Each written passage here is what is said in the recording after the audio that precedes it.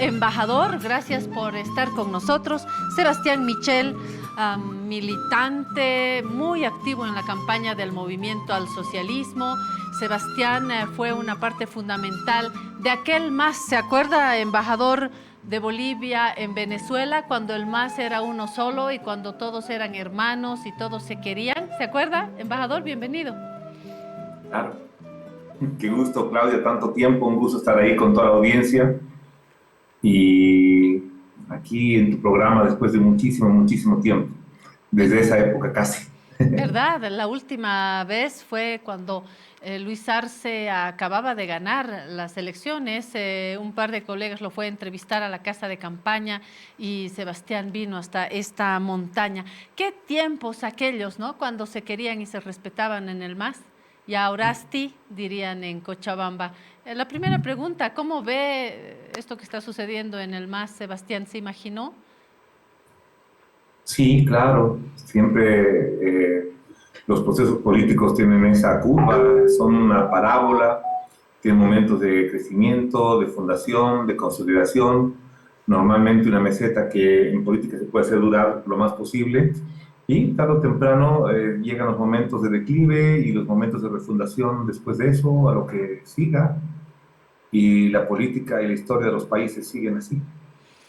Dentro de este precipicio que se ha abierto, porque da la sensación de que el movimiento al socialismo no será más el de ayer, de que los oficialistas se quedaron con la sigla, los evistas por ahora están arrinconados en el Chapare. Sin embargo, desde el evismo, como dice el Papirri, nos dicen, ahora van a ver mañana y van a pelear también, y creo que Evo Morales no está rendido, va a dar una batalla por ahora junto a sus abogados, mientras que en el oficialismo también se preparan y se preparan para una época electoral que ya está haciendo sonar los tambores electorales, que también son tambores de guerra. Sebastián, ¿de qué lado está? Yo, por supuesto, represento a Bolivia y el presidente de Bolivia es Luis Arce Catacora. Uh, ¿Cree que este es el MAS que va a continuar con el proceso y que el levismo va a quedar más bien arrinconado, embajador?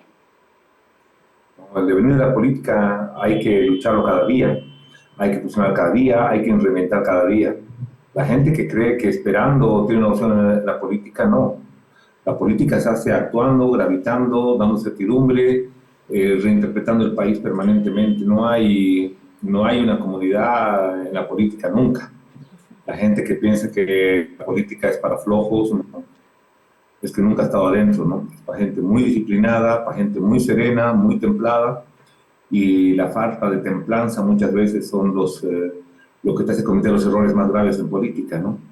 Hay que respirar, hay que ver cómo vienen las coyunturas, los ciclos económicos, los ciclos políticos son siempre en la misma trayectoria que te digo, ¿no? O sea, siempre es una parábola, siempre tiene un momento de nacimiento, un momento de consolidación, un momento de declive, y la economía tiene estos ciclos también, y hay que saber actuar y tomar decisiones en estos contextos. Entonces, todavía falta mucho de lo que va a pasar en este ciclo, tanto político como económico. Claramente, ya el 19 se había cerrado un ciclo político, se ha abierto un ciclo nuevo y habrá que ver cómo se va consolidando en los próximos 20 años este nuevo ciclo.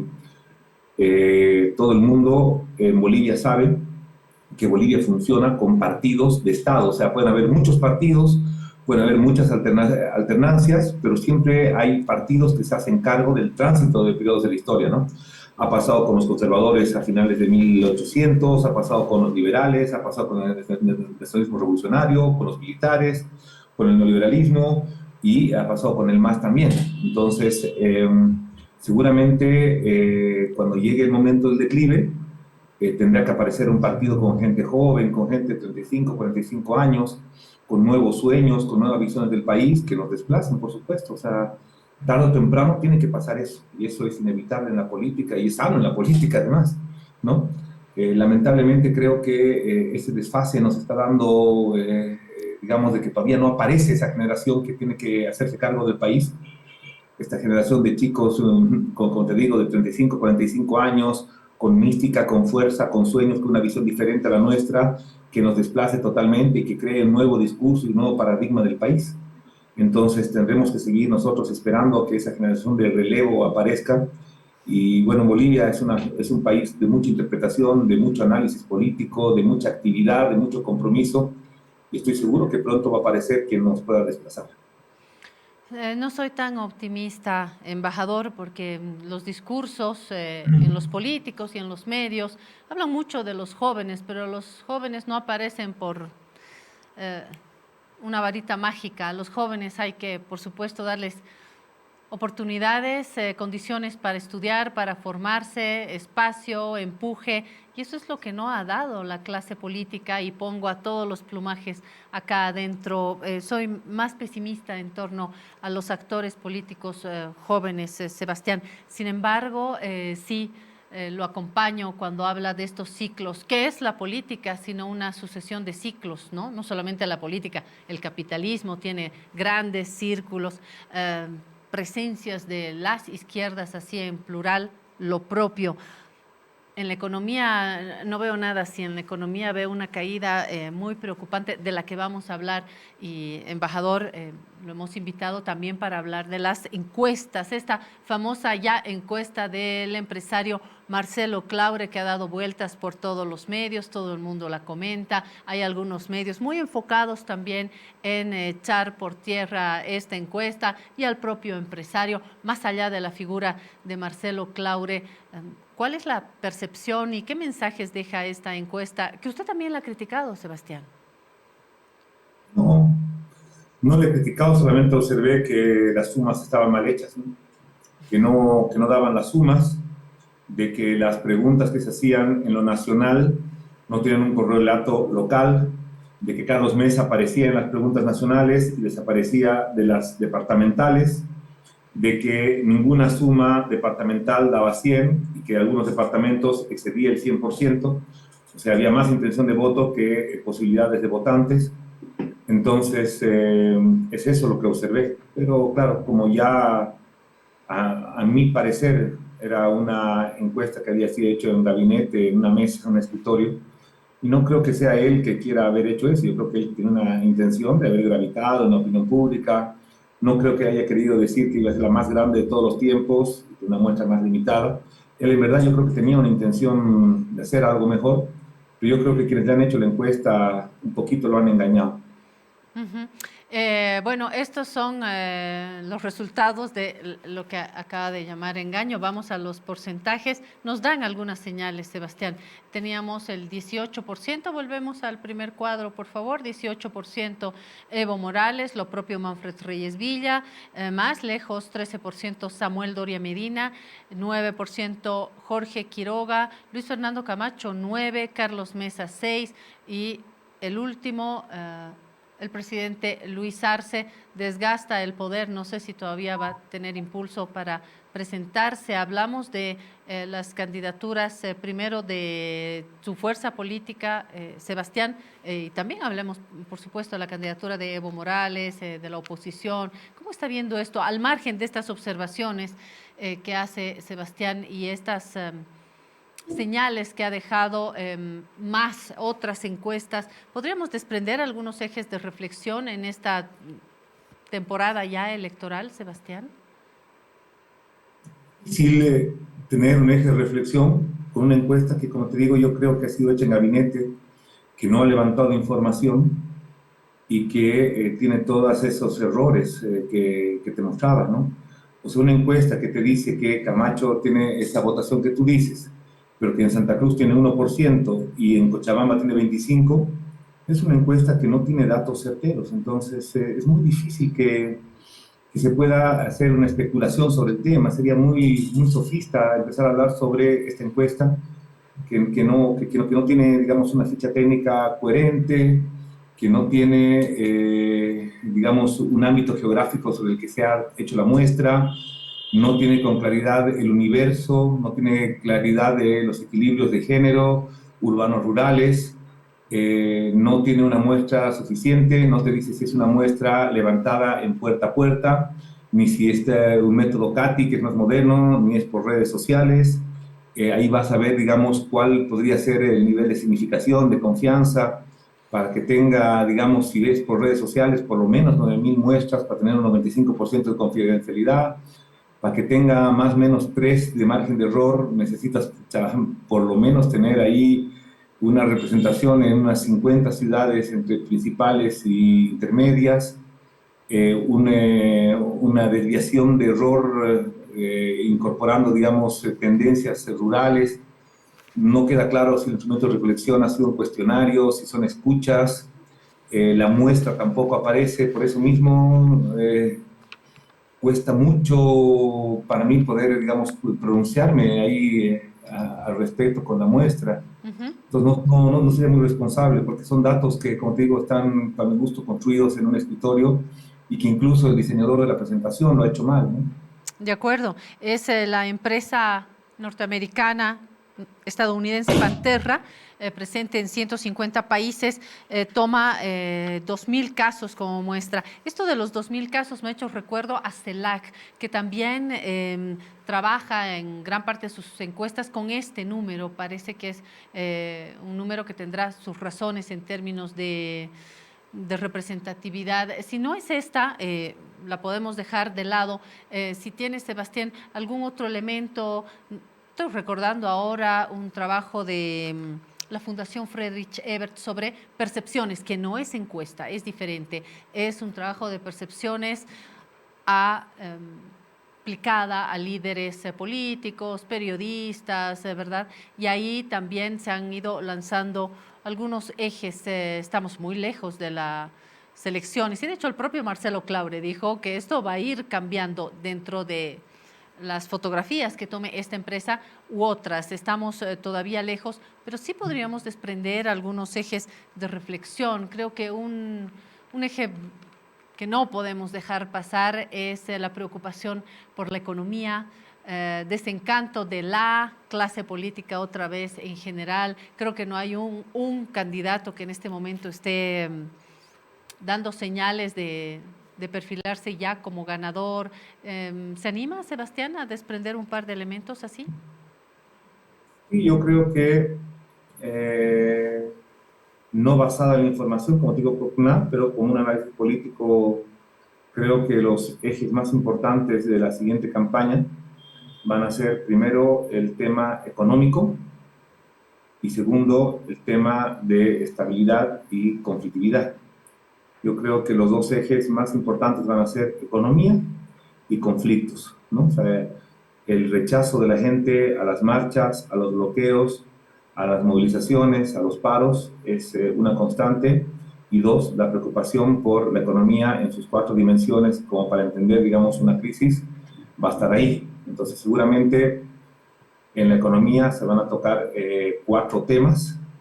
El primer tema es si que es lo más importante en una crisis, ¿no? Porque es la comida.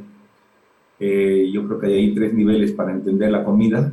El primer nivel, que tiene que ver con los volúmenes fuertes, ¿no? Todo lo que son comida en commodities, todo lo que entra a refinación en industria y que tiene su cotización en bolsas internacionales. Llámese azúcar, llámese arroz, llámese leche en polvo, llámese aceite. Ese tipo de industrias sí hay la capacidad en Bolivia de autoabastecerse, porque claro, el mundo está con problemas de precios de alimentos. Entonces, cuando hay este tipo de problemas, normalmente los alimentos van a donde se paga más caro. Si nosotros con los precios económicos que tenemos en Bolivia vamos a poder sostener de que esos alimentos se queden, si van a haber políticas claras para que esos alimentos se queden en Bolivia y no se vayan persiguiendo el mejor precio. Entonces, seguramente uno de los debates centrales va a ser, tienen que haber cuotas, tienen que haber por lo menos obligatoriedad de satisfacción del mercado, o hay que liberar totalmente la comida, ¿no? No te olvides, el precio de la comida, y lo puedes ver en cualquier estudio ahí de la FAO, ha tenido una disparada que nunca se había visto en el mundo, ¿no? O sea, a partir del conflicto de uno de los gobiernos más importantes del mundo, que es Ucrania, los precios de comida y por consiguiente de commodities, trigo, qué sé yo, se han disparado de una manera incontrolable. Ese es el primer dato. El segundo dato dentro de la comida tiene que ver con las proteínas, ¿no? Carnes, huevos, y hay que ver cómo está el tema vacuno, que es el que sostiene en grueso, digamos, a los países, el pollo y si podría ser alternativo o complementario o fortalecerse más todo lo que Bolivia también tiene, que son corderos y son camélidos. Y el tercer elemento tiene que ver con la capacidad productiva, eso no tiene que ver con commodities, que tiene que ver con básicamente mano de obra campesina, ¿no? Tenemos todavía una población campesina, pese a que el dato del censo nos dice que hay una concentración en las ciudades muy grande y que lo rural se ha achicado demasiado. Si todavía tenemos esa capacidad productiva para hortalizas, para legumbres, para tomates, para todo lo que tiene que ver con vitaminas. Esto es importantísimo cuando analizas una crisis. El segundo elemento que tenemos tiene que ver con la energía. Cuando se para la energía, se para básicamente la producción también. Por eso mismo vas a tener que dimensionar esto en tres elementos. Primero, en si el gas nos alcanza para tener nosotros la capacidad productiva y los servicios que usamos con el gas, calentamiento de agua, cocinas, qué sé yo. Si nos alcanza además eso para generar divisas en exportación y si hay inversiones en nuevos campos en este momento, si es suficiente, cuánto falta para que los nuevos campos que se han incorporado en TCFs puedan empezar a producir. Pero lo más importante tiene que ver con electricidad. Hay crisis eléctricas en Colombia, hay crisis eléctricas en Venezuela, Ecuador. Entonces hay que ver si nuestra capacidad instalada nos da para un crecimiento de consumo de electricidad en caso de que alguna otra energía baje. Y lo tercero tiene que ver con el diésel y la gasolina. En este momento en Bolivia promedio pagamos en surtidores $0,5 y antes estaba en 0,80, o sea, 30 centavos de dólar era el subsidio que teníamos hasta hace 5 o 7 años. Pero justamente todo este escenario global ha hecho que hoy día un litro de gasolina en el mercado internacional cueste $1,50.